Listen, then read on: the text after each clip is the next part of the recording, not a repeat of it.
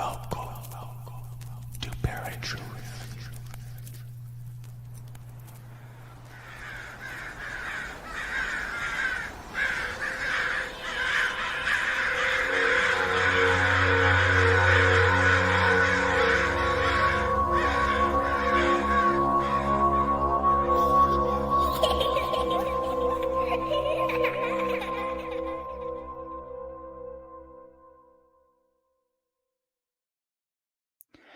How's it going, Paratruthers? Welcome to a brand new episode of ParaTruth Reborn. This is a pre-recorded show on 107.7 FM New Orleans, 105.3 FM on the Gulf Coast, and United Public Radio Network. My name is Justin.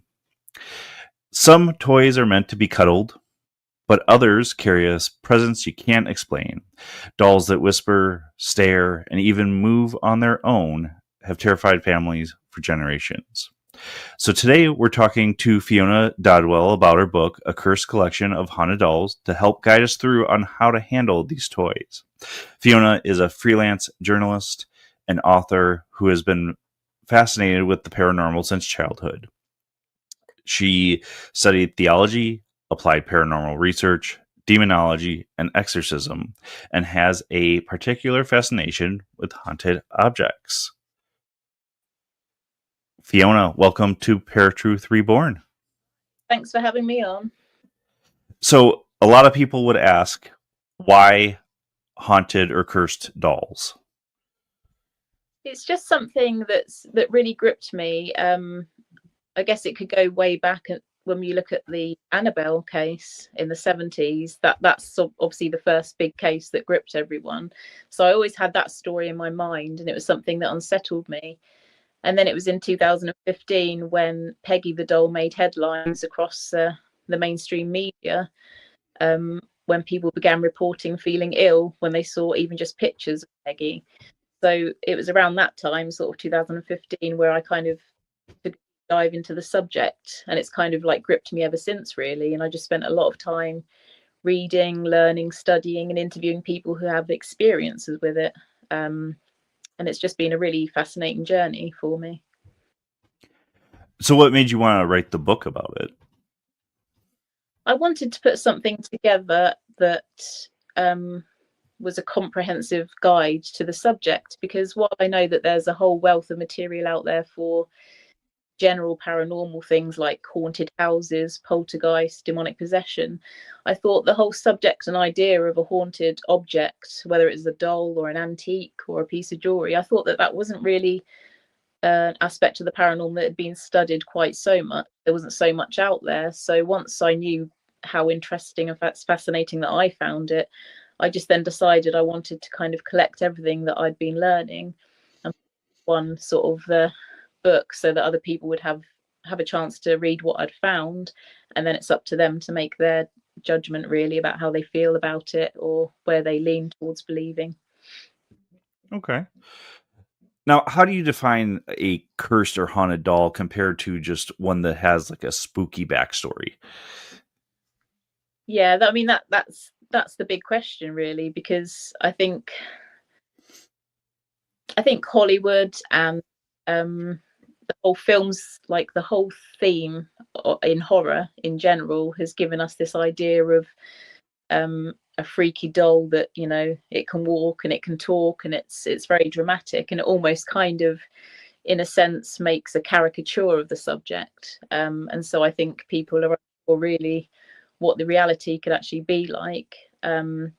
And I think you have to be careful as well, because you will find people online that probably take advantage a little bit. Oh, here's a spooky doll, and these are the creepy things that have happened. And, you know, you have to tread carefully. But I think the main way you can differentiate between a real haunted object or a haunted doll against one that isn't is time and experience. So somebody can give you a background and a history and plant those ideas in your head, but I think the best way you can verify that is your own time and your own experience. Much like you would with visiting a haunted property, you can hear all the legends around it that surround that place, but until you found that experience yourself to kind of validate or perhaps refute even, then it's hard to make that distinction. So I think it's a case of knowing what you're looking for and knowing what you're likely to experience with a haunted object, and looking for that yourself. If you come into contact with an object you think could be haunted,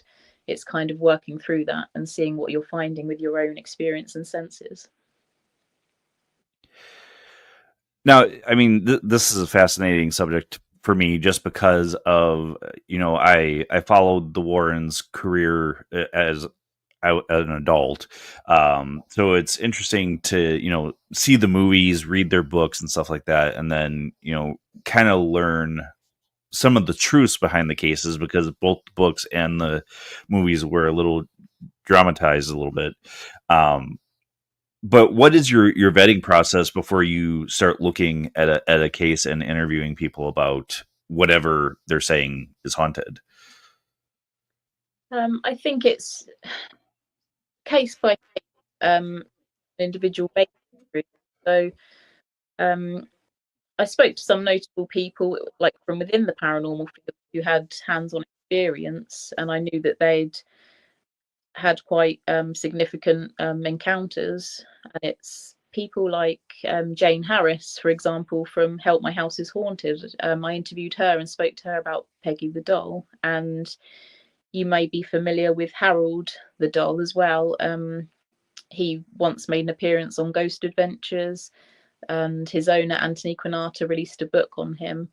And that, these people had such a rich and varied significant experiences that I kind of wanted to pick their brains on it and get their experiences and their insight into what it was like, and also their insight and advice on what to look out for.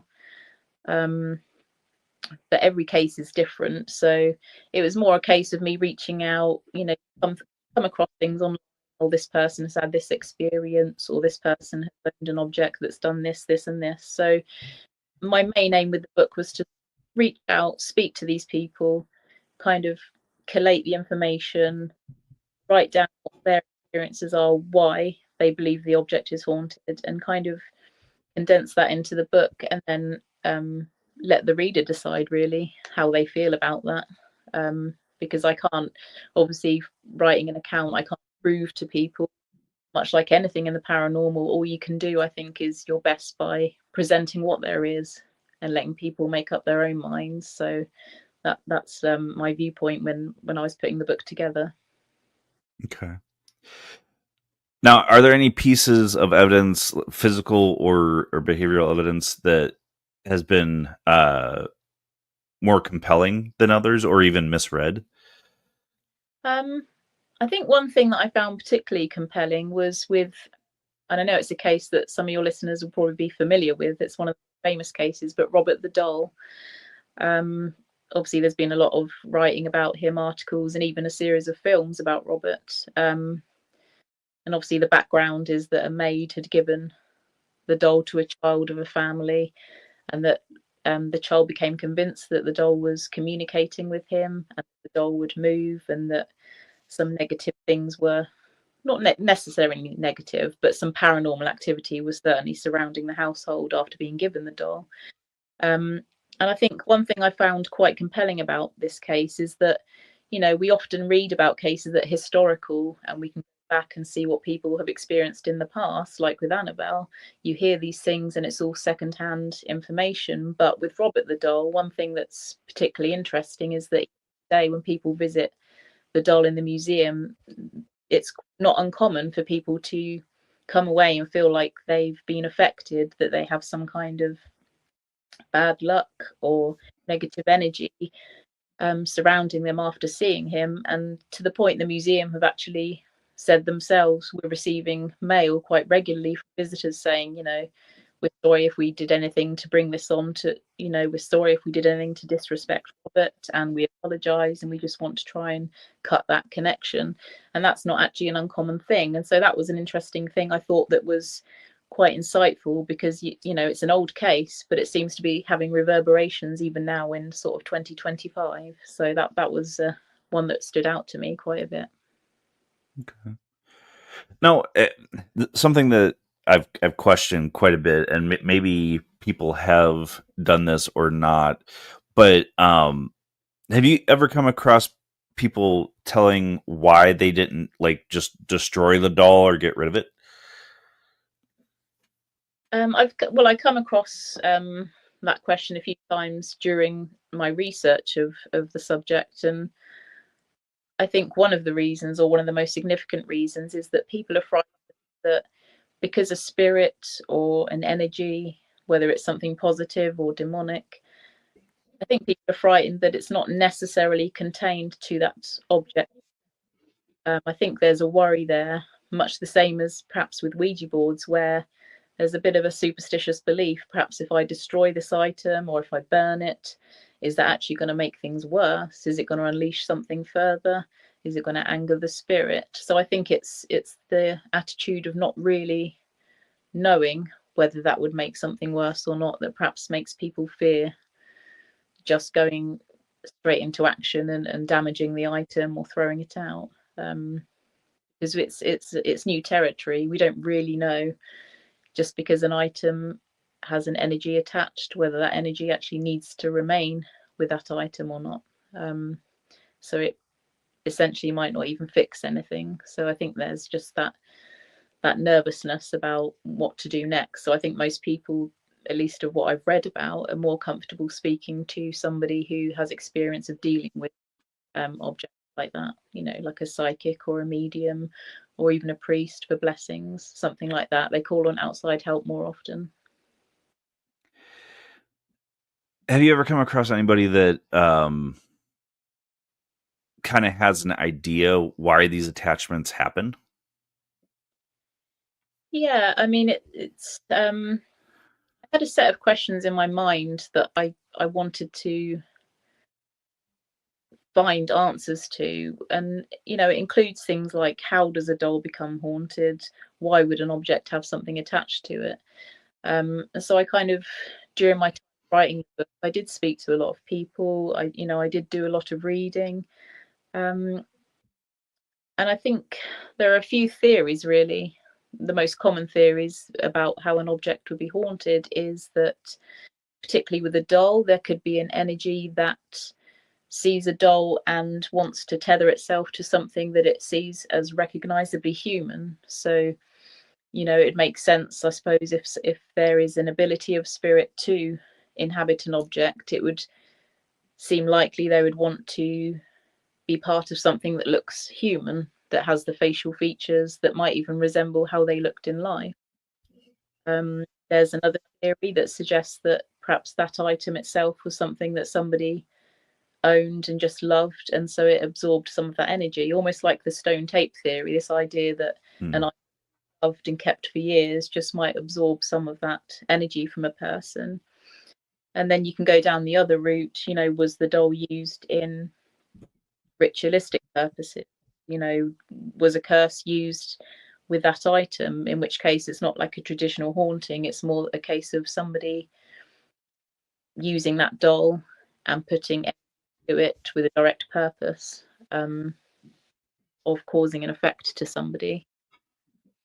So those are some of the ideas that I've come across, or the most common ones anyway. Okay. Now, have you ever been able to debunk a doll story? And if you did, what tipped it off? Well, the cases that I used in the book were the ones that the people that I reached out to, that I already researched enough to feel like there was some validity to it. So in that sense, in terms of the ones I included in the book, I'd kind of already worked quite thoroughly through who I wanted to include in that situation. But just to touch upon that subject a little bit, it's not always a dishonest thing when people say, "Oh, I'm a haunted or cursed item, take it off my hands." I believe that some people just might genuinely believe that, or might have a series of events they attribute to, and might be a mistake. So, for example, one thing your question reminds me of is that during writing the book, someone reached out to me and they said, "Look, since I've found a doll in an attic," they were clearing out some space in their attic, and they found this doll, and they said, look, nothing but bad luck has happened to me since finding this doll. It's really unnerving me. I don't want a lot of money or anything, just I'd be more than happy for you to take it off me. So maybe I was just completely stupid, but I said, okay, then send it my way, and it'd be interesting to see if anything happens. So I was quite nervous, because I thought, I'm inviting this thing in, and that I might experience something similar, something negative. But I spent a lot of time, once the doll arrived, sort of doing my own investigation and trying to sort of explore whether there was any energy. And it's been sort of several months into it now, and there's not been a single thing or experience that I can put down to that doll. But in that case, I'd like to say I don't believe that person was trying to be dishonest. They seemed genuinely frightened that some bad luck that had happened to them was because of the doll, and they just wanted the doll gone. And they felt like by sending it to me that it would become my problem. But not one thing has happened since. So you have to ask that question then, was there something going on with that particular person rather than the object? And much to my relief, I haven't been plagued with all luck since owning it, but it's made a nice doll for my collection anyway. So. Now, from that person, have you heard anything from them since, like, that they're still having that type of situation, or that activity has increased since the doll left? That's an interesting question. Funny enough, I haven't. I think because things have been so busy with promotion and when I was writing the book and everything, that it was in the back of my head to do that. I wanted to find out, and I haven't yet, but I'm hoping to sort of send a message over and just see has it changed. It would be interesting to hear if things continued for them, or whether it completely stopped when the doll, one way or the other. It'd be good to know. So I haven't yet, but I plan to find out. So. Okay. Now, there's so many questions that come to mind, but have you come across any cases where you can tell what triggered the activity or what woke up the doll?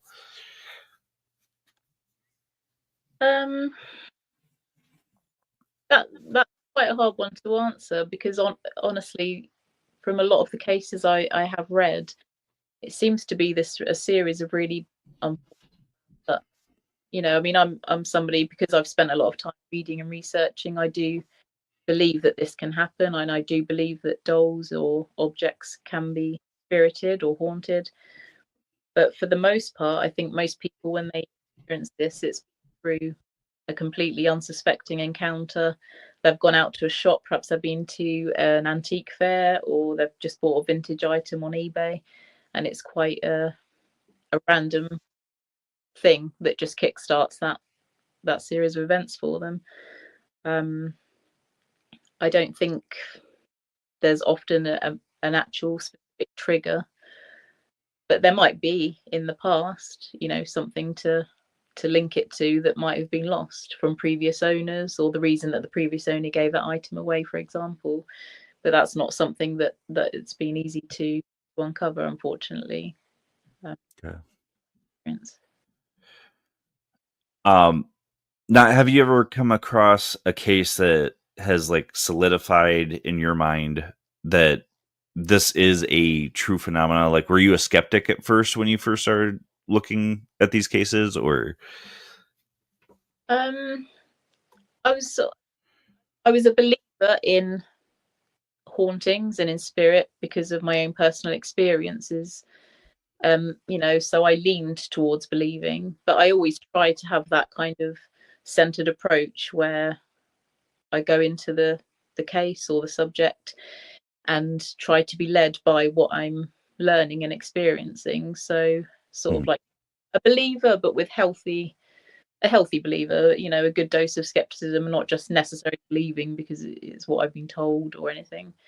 So yeah, I don't just jump to each case with that mindset of just thinking, oh, this is really written, must be true. I'm aware that balance, much like in anything. But I just really wanted to answer the question that I think for a lot of people, I mean, if you believe might be going off a bit, but starting point was to think, if a house, like a building, a hotel, building made of brick, a lot of land, that's just soil and fields and landscape can be, which many of us can. Then the question is, why can a material, a piece of jewelry, not?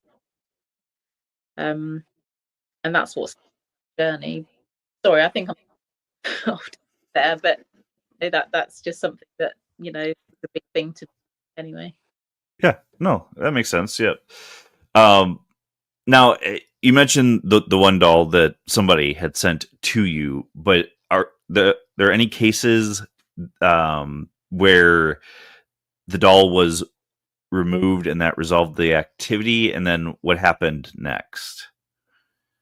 I know there were cases where activity after the doll. So obviously there's the famous that we know, Annabelle doll, when Ed eventually became involved, removed Annabelle, and confirmed that it wasn't just the spirit of a child attached to this toy, that it was something demonic. They removed and took her, put them in her in their museum, and I think that from all reports and everything that I could gather, that the activity settled for the owner of Annabelle then in their home life. And much the same with Peggy the doll. There was this doll, like a doll from the 50s, and they had really unsafe, creepy events, and they were completely attached to and they put Peggy outside, placed her in a garden bed or an outbuild of their property. They didn't even want her. And then Peggy remained there until the owner, Jane Harris, you might recognize her name. She helped My House is Haunted over here in England. She's part of the show. She was called, did her own investigation, and she confirmed there was an energy attack to Peggy, and it's quite a forceful one, because as I mentioned earlier on in the show, there were people that even just saw pictures or footage of Peggy and were coming in like with their messages saying, oh, I felt really ill after seeing her, and all this, horrible negative feeling overtook me. And I think, Jane went in and did her thing and removed Peggy. And I think, as far as I know from all I've been able to learn, that activity settled after the removal of Peggy in the home that she was originally in. Now, whether anything has obviously, continued, I think eventually Zach Bagans took Peggy and she's now in the Haunted Museum. So obviously Peggy still might be doing her thing in her current location, but I think there's an indication that by removing these items, often the energy is moving with them. Okay. Now, we've mentioned that, pop culture has kind of grabbed this idea and went with it. How much of this is just a fear of a creepy looking doll? Because, I mean, psychology wise, people will start seeing things, hearing things, just because fear is playing a factor. Yeah, absolutely. And probably Hollywood hasn't helped in that sense either, because Hollywood's really adopted the whole killer doll trope. We have the 90s film Dolly Dearest that you might have seen, a killer doll, and obviously Child's Play with Chucky, and you have Annabelle, like, who was made kind of morphed into the horror character as we know her. And so we kind of adopted this fear through seeing these dolls become something really negative and demonic and dangerous. I really think it planted that idea in the public consciousness that, perhaps there could be something else at play with these items sometimes. So that's certainly been an influence on our attitude about dolls. But I think there's another side to it as well. I think it's the fact that two things really. One is that they are lifelike, and some more than others, but some are incredibly lifelike. Sometimes their eyes can really feel like they're looking at you and that they can be following you. Their facial features, there's something about looking at a human vessel, a human likeness, and having it in your room staring at you, that can be quite unsettling to people. And secondly, I think it's also the fact that, you know, everyone has or has had items like this in their home. You know, our children have dolls lying around, and our grandchildren, and we collect them, we put them on shelves in our house. And I think it's that as well that plays on our mind. You know, you see these films and you hear about things like the Annabelle case, and you just know that actually that could have been literally any doll at all, that these things aren't necessarily special, they're just an average doll. But you can never predict when something could be attached or become attached to it. And I think when you're thinking in those terms, it's not like moving into a haunted house. It could literally be a case of popping down the shops one day, seeing an item at a market or a charity store, and picking it up, and then suddenly your whole life and your experience could be turned upside down. So that's quite a frightening concept for people. Yeah. Well, and I mean, we've talked about this on the show multiple times, but the mind is a powerful thing. So there's the, you know, the whole idea of creating an entity just by thinking about it, or even if you're thinking that that doll is haunted, that something would attach itself to it because it knows that you're fearful of it. Yeah, absolutely. And I think that's where people need to be careful about making that assumption. And I think it come to that conclusion, I think you do need to give some time and attention, research, investigation to the item that you're thinking is haunted, to see if actually there is something to confirm your feelings, or whether this is just a general thing or experience in your life right now, rather than the item that you're blaming it on. So I think it's always helpful to have a little kind of checklist of things, making a log of what you're going through, perhaps, you know, asking for help from a respected or trusted medium, perhaps, and then, you know, going by your own just simple equipment, really. You know, you could use a dictaphone, start doing recordings and seeing if you capture something. EMF meters, and I know the opinions divided on paranormal apps. I think most people would agree that majority of them can't be trusted, but I think it's about taking each item and each experiment and building a whole picture from what you're experiencing, and then thinking, actually, yeah, I can link this, or I can validate that, or this experiment does keep yielding results. So I think it's important to just not rely on the feeling and the instinct, even though that can be helpful. I mean, sometimes, you know, you might pick up an object and suddenly get this strong, overpowering feeling. But I think in terms of putting your trust that, okay, I'm right, and this isn't just because it's a spooky looking doll, or because I've seen a scary horror film about dolls, or anything like that. I think you can take that a step further and do your own personal research to think, you know, and uncover if there's something to it or not. Mm-hmm. Now, what safeguards can somebody take, or that you would recommend collectors, both practical and spiritual, to kind of protect from something like this? I think if somebody is, you know, has an item, they brought it into their home, and they have a suspicion or a feeling, whatever the cause of that feeling might be, in the early stages, you know, there is certainly no harm in doing some kind of prayer or words of protection, you know, depending on your own spiritual beliefs. Obviously, that's an individual thing, but saying a few words of protection, sort of putting that boundary, sort of saying that there will be no harm, that you won't engage with anything negative, doing what you can, you know, might not only set that tone to an energy if it is present, but it might also give you some psychological protection and feeling of control in the situation.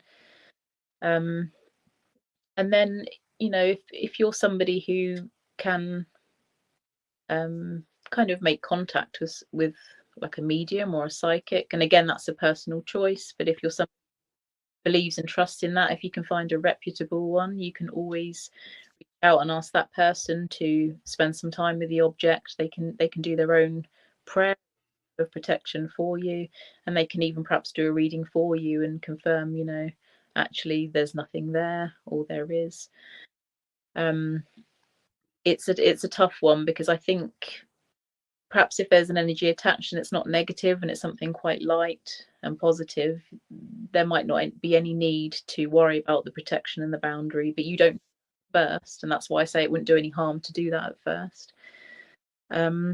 But if you get into the realm of feeling like actually what I have is negative or even potentially demonic, then that's a whole different thing, and then that's beyond probably what you feel like you could deal with from your own home, and you might need to call in help. There are people who do blessings on objects. There are people who collect objects and will willingly take the item for you and deal with that themselves. But blessings and protection from either an outside source or yourself, if you're to, certainly might help. Okay. Now, is there anything that you would say for them not to do? I think certainly I know it's a bit of a cliche, but not showing fear, I think. And I don't know why. I think it's just something that I've come across a few times when I've been reading about the paranormal in general and dealing with paranormal objects. It's, if you're thinking it's something negative or demonic, I think trying to be strong, keep on to hold of some strength, and not kind of give in to the fear, because there is that belief, isn't there, that something negative will actually be charged by that, or feel emboldened by knowing that they're having that effect on you. And I know that's easier said than done. I'm not sure I could do that if I was experiencing something that was terrifying, but I'm just saying it as something that I have heard quite a few times in different places.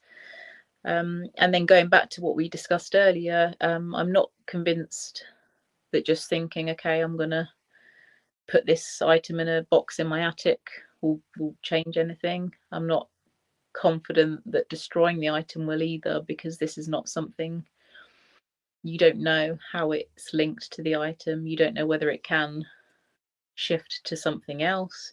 You don't know whether you're going to anger that spirit. If there is one attached, then they might not take kindly to a vessel they might have been attached to for 5, 10, 50 years even, being broken or thrown away. So I don't think throwing and destroying it, is helpful. So again, I would look to outside help from sources that you trust, reputable people that you feel like you can talk to.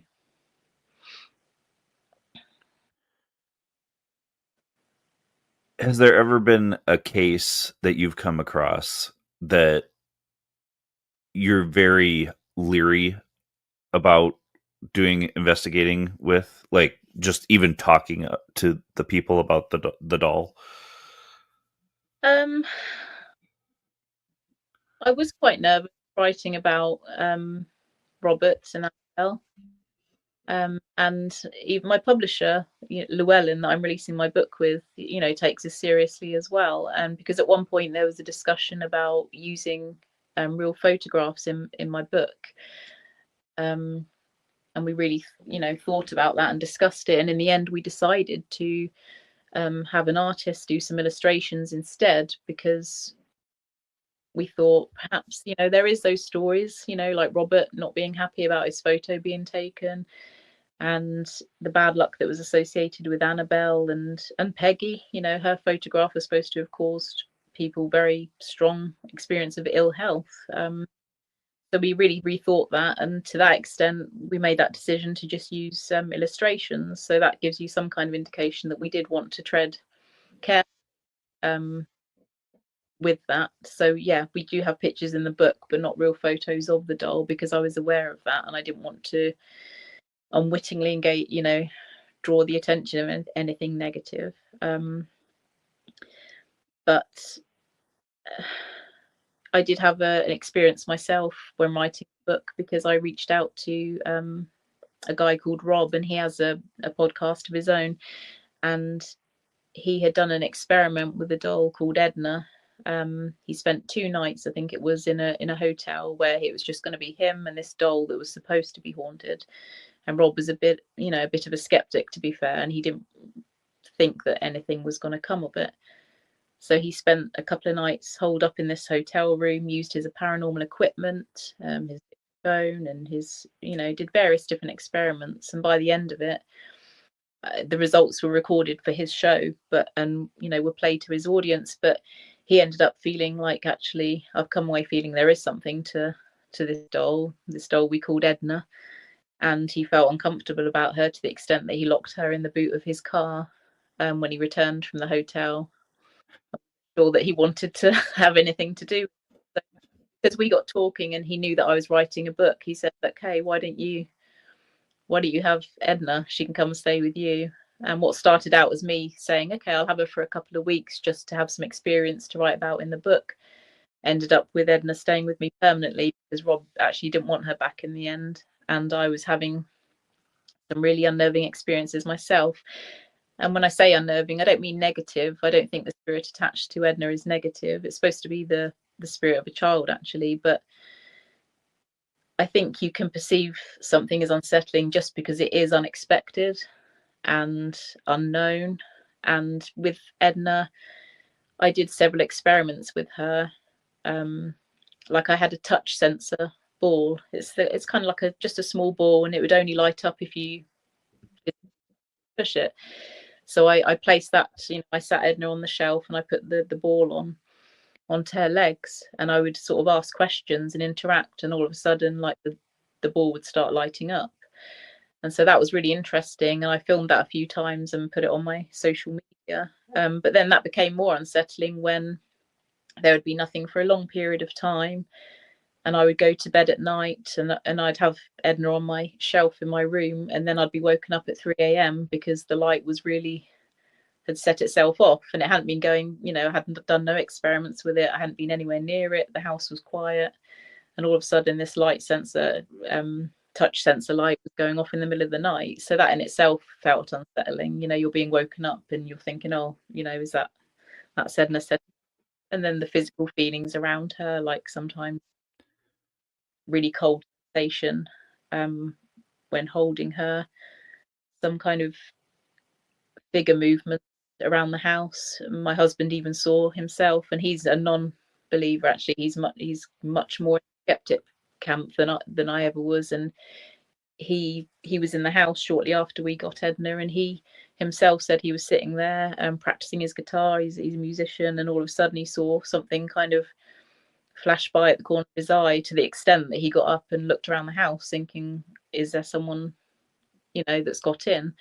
And so those kinds of experiences kept going, and that so that was kind of an unnerving thing for me, but in a way, because it helped me have that insight myself to the experience of a haunted doll. I didn't regret doing it, but it certainly was something that unnerved me and that I didn't expect to experience. But I still own Edna now. I'm still standing strong. Nothing bad's happened, and my head doesn't swivel round like horror films. Now, it sounds like you've taken a few dolls now. Like, would you draw a line at certain activity or whatever to not take the doll? I think so. I mean, I would never knowingly want to have a doll that was associated with. I mean, actually, that's a lie. I did it once, didn't I? The lady I told you about who had bad luck. Mm. It was more that her saying she had a series of bad luck. She thinks it's this doll, and I did feel a bit stupid at the time, because I thought I could be inviting this into my life, and perhaps something's really going to be awful.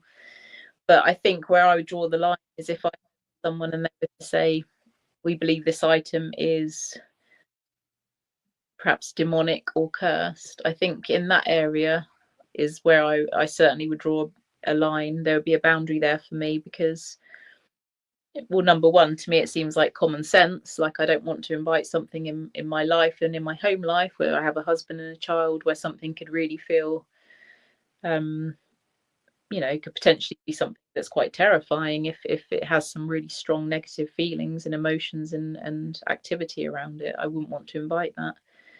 And number two, I just don't feel like I would be somebody, as much as I've done as throw myself into this subject and researched it, I know that personally I wouldn't feel equipped to confidently deal with that, and it would just be something that probably would trouble me a lot. So that's the line I would put there. I think certainly not knowingly anyway invite anything that could potentially be demonic.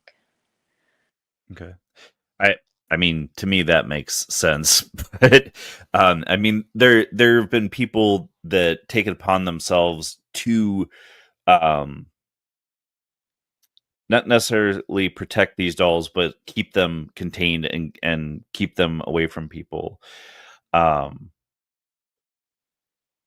If somebody were wanting to do that, is it something that you would say is safe to do, or would you say, definitely do your research before you start doing something like that? Yeah, I mean, I think if somebody feels confident, if they have background and experience, they feel spiritually and mentally equipped to deal with it and they want to, then I suppose it's up to that individual to do that. And I know that because of the way that I threw myself into the whole study of this, that I have come across people that specifically like they seem just really happy, like excited to experience something, and so they seem drawn to kind of inviting like something negative just to experience it. I don't know if that's just sort of maybe the films and the Hollywood version of things kind of intrigues people. Oh, I wonder what will happen if I had a possessed doll or something. I don't know if it's that. I mean, because that would send me running the other way personally. But people are, everyone's different, and there are people out there who would say, "Oh, I would adopt a negative doll," and so that it might be from a perspective of just wanting to experience that. But then there are also people who know what they're doing, who are very well versed in dealing with these things, who just want to not necessarily collect them because it's fun to collect, but actually own them. They know what they're doing and they feel good and confident in knowing how to contain it and to keep themselves safe. So it's almost like helping the people that owned it that didn't want that object anymore and being able to step in and remove that. So in that case, that's really valuable for people who need help. So. Mm-hmm.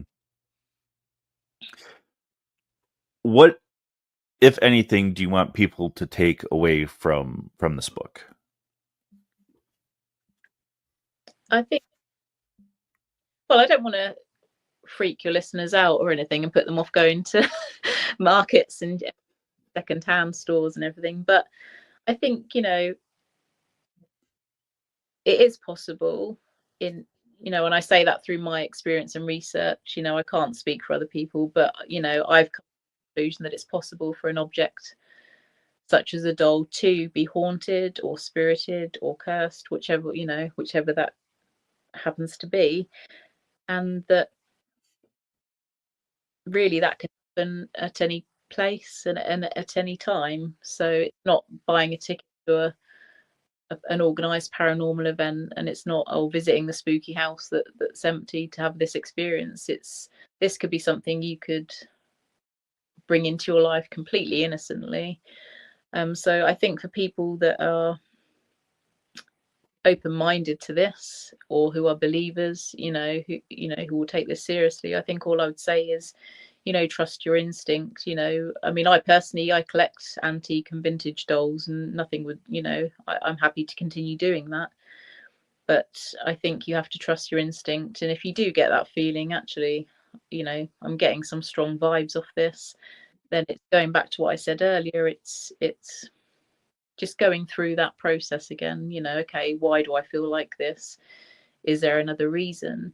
And if you are convinced still that it's the item, then my advice would be to go through that list that I mentioned earlier. Go through the spending time with the item, keeping a log of events, calling in help from someone that's reputable that might be able to give you some insights, giving you a reading. buy some equipment. There are so many layers that you can do to kind of come to that validation, or perhaps not. It could end up that it's not haunted. But that's what I'd say. I know is just that owning a haunted object could happen potentially to any. Imagine exactly common, but I think it's an interesting idea that this. You could go out one day, buy an item that just looks cute to you or interesting, and then have this really like completely mind altering experience where perhaps your perception of spirits and hauntings might be shifted. So it's an awareness, and trust your instinct. Maybe if you're in a shop and you pick something up you like but you get that strong negative feeling, then maybe listen to that feeling as well. Okay. Was there anything that shocked you or surprised you when reading this book? It was the amount of cases that were out there. When I was telling you earlier that obviously I had the account of Annabelle was the big trigger, like my of these kind of stories.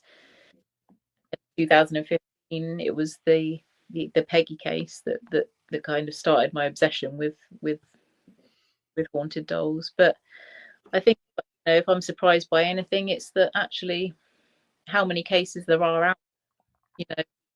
Probably most of your listeners are familiar with the big names, Robert and Harold, Peggy, but it does. You kind of do some digging, you realise many people the world over have had these experiences with dolls and haunted objects, and that's that's quite eye-opening. I think not as kind of rare as you might hope for it to be. Experiences, they've had this in their life, they've had to deal with it, and it's way far beyond just the 2 or 3 names that generally headline the usual sort of paranormal books and articles. It's quite a fascinating thing to realize actually there's a whole wealth of material out there and experiences. Now, has there been a percentage of negative versus non-negative experiences that you came across? I'd say that the negative ones often capture the most attention because then that grips people's attention. That kind of that plays on the whole sort of fear thing, and I can understand why. But for the most part, a lot of experiences that I looked into and read about and studied, they weren't necessarily that they were negative. There are cases where people perhaps wanted to the item, but it wasn't necessarily negative. It was just because they were having paranormal experiences that they weren't prepared to have, and having an experience of something unsettling that you weren't expecting, that you're not used to, that makes you feel kind of uncomfortable in your own home. Those things can be perceived as negative, but it doesn't necessarily mean the energy itself had any negative intention. So I think a lot of what I've read about was that there was paranormal experiences and encounters, but that they weren't really, there wasn't just like a whole wealth of demonic cases out there, dolls or really negative spirits. There were certainly some, and they make for good reading. That's interesting, but for a lot of cases it wasn't. It was perfectly positive or calm energy, but active, what some people just aren't comfortable with. Okay. So doing the research that you have, do a lot of these cases seem more like people that just own the doll that got really attached to it? Is it more children that are getting attached and then passing away? What's your take on that?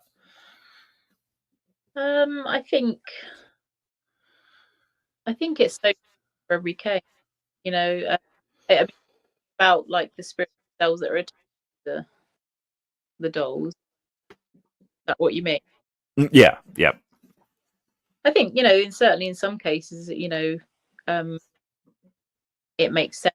If you have an actual child boy, such as a kind of a playful, cute-looking toy that was owned by a child, then there's every reason to think that child would have some kind of link or attachment to it, and that's certainly something.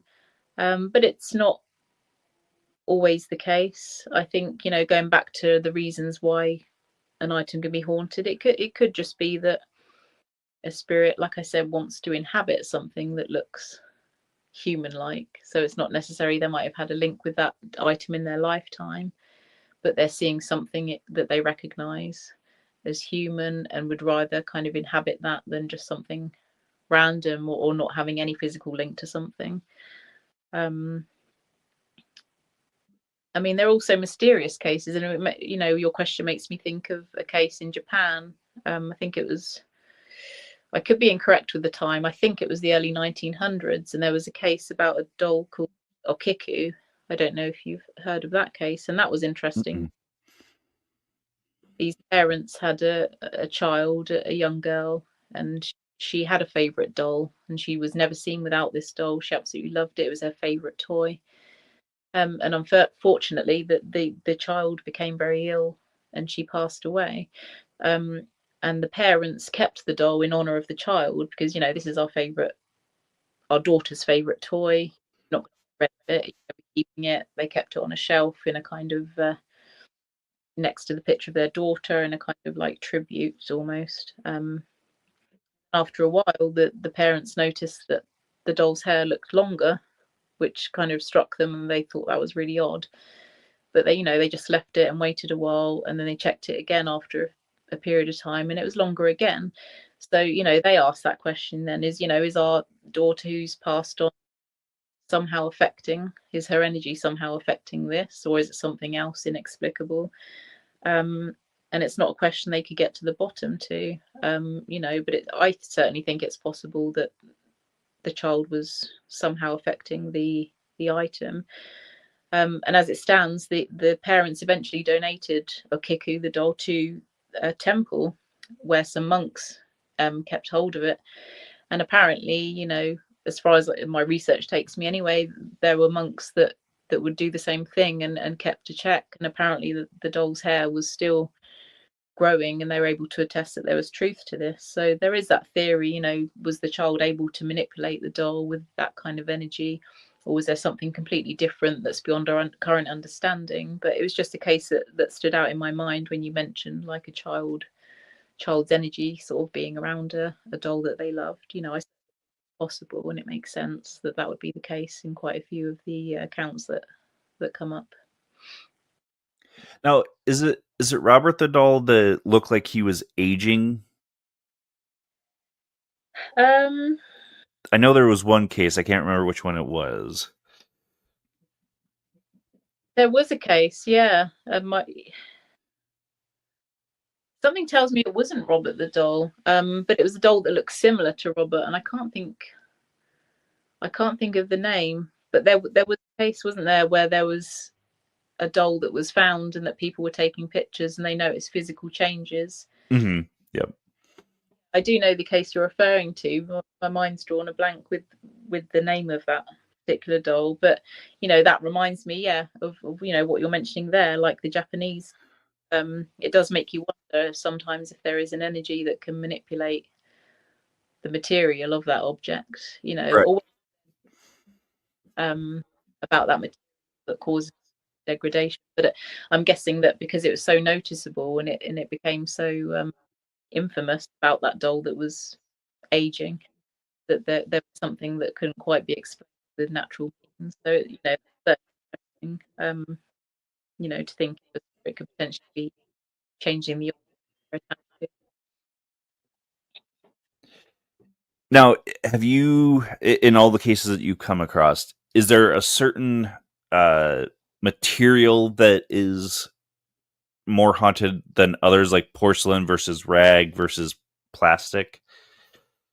I don't think so. No, from everything that I've learned, I think it can literally be anything, and in a way that makes sense, because if a doll can be haunted, then any object could be. So like I mentioned earlier, whether an antique heirloom with the family, passed down, be a ring, piece of jewelry, or an antique wardrobe.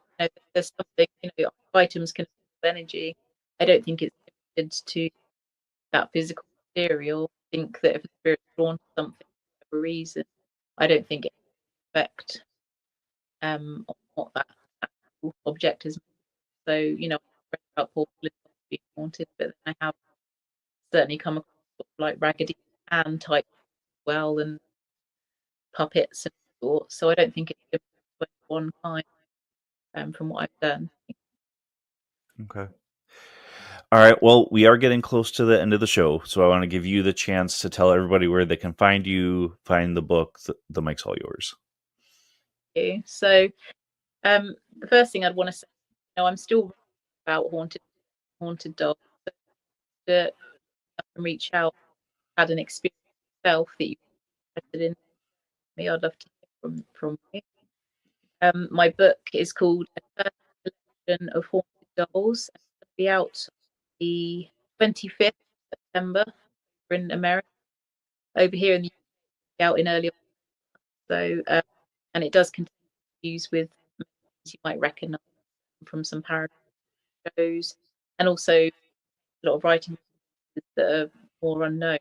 Hopefully, you guys will find.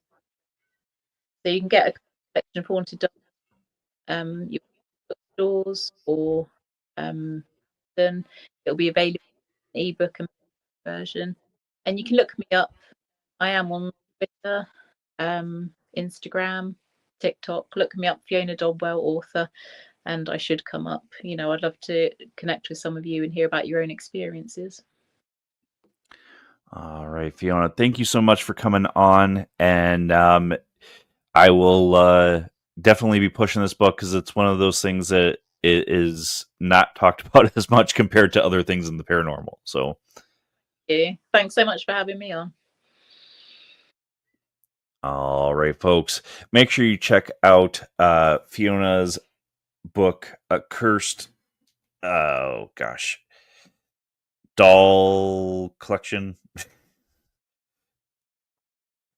Sorry about that. A Cursed Collection of Haunted Dolls.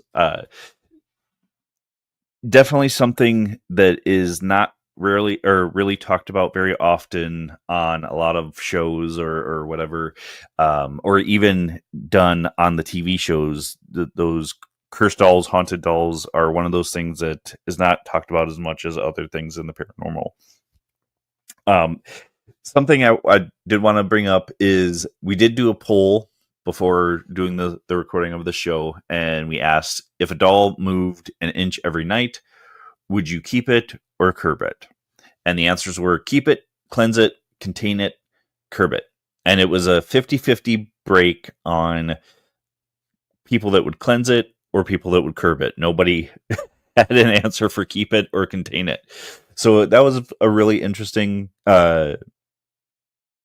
poll, and I hope you guys are enjoying all of these. We hope to have more answers from all of you because it's definitely an engaging conversation. So make sure you're checking out everything that we post. We post them on YouTube, Facebook, Instagram. There are a couple of others that we're on. Engage with us. Tell us what you guys think, because just because we're bringing this information to you doesn't mean that there aren't other opinions out there. Make sure you like, share, subscribe, no matter where you're listening or watching. Again, this has been a pre-recorded show on 107.7 FM New Orleans, 105.3 FM on the Gulf Coast, and United Public Radio Network. Until next week, where you'll find us same time, same channel. My name is Justin. Talk to you guys later.